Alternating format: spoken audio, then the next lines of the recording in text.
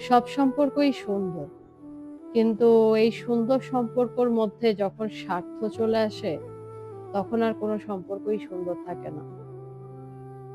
ভাই-বোনের সম্পর্ক, বাবা-মার সাথে সম্পর্ক, হাসব্যান্ড-ওয়াইফের সম্পর্ক, ছেলে-মেয়ের সাথে সম্পর্ক, সব সম্পর্কই না অনেক সুন্দর। কিন্তু এই সম্পর্কর মধ্যে যখন স্বার্থ চলে আসবে, তখন আর এই সম্পর্কটা সুন্দর থাকবে না। দেখেন, আমি কখনোই কোনো কিছুর জন্য লোভ করি নাই। আমি কখনো স্বার্থের জন্য কারো সাথে মিশি নাই কিংবা স্বার্থের জন্য কারো সাথে বন্ধুত্ব করি নাই। কিংবা আমি আ কখনোই এগুলা করি নাই আসলে সত্যিকার অর্থে। আমার কাছে সবসময় মনে হয়েছে যে আমি যেমন, আমি সেরকমই থাকি।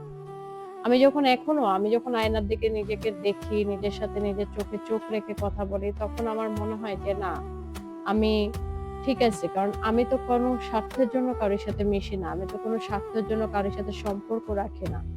আমার কাছে স্বার্থ মানে আমি এই পর্যন্ত আমার যতগুলা সম্পর্ক মানে আমার হাসব্যান্ড ওয়াইফ এর সম্পর্ক, আমার সাথে আমার বাবা-মার সম্পর্ক, আমার সাথে আমার পরিবারের সম্পর্ক, ছেলে-মেয়েদের সাথে সম্পর্ক, আমার ভাইয়ের সাথে সম্পর্ক, বোনের সাথে সম্পর্ক, সব সম্পর্কই খুবই নিঃস্বার্থভাবে আমি পালন করেছি। কোনটাই আমি স্বার্থ দেখে পালন করি নাই। আমার কাছে মনে হয় নাই। যার জন্য আমি যখন আয়না দেখি, তখন আমি নিজের সাথে নিজে খুব স্বাচ্ছন্দ্যের সাথে কথা বলতে পারি, খুব ভালো লাগে। আমার ওই ধরনের মানুষ একদমই পছন্দ না, যারা কিনা চোখে চোখ রেখে কথা বলতে পারে না। আমি ওই ধরনের মানুষের সাথে মিশিও না এবং তাদেরকে আমি বিশ্বাসও করি না। যারা দেখা গেল আমার সাথে কথা বলতেছে কিন্তু আমার চোখের দিকে না তাকিয়ে অন্যদিকে তাকাচ্ছে। অন্যদিকে তাকাচ্ছে কিংবা আকাশের দিকে, বাতাসের দিকে তাকাইতেছে। আমি এই ধরনের মানুষের সাথে মিশি না। আর আমি এই ধরনের মানুষকে বিশ্বাসও করতে পারি না। কেন জানি?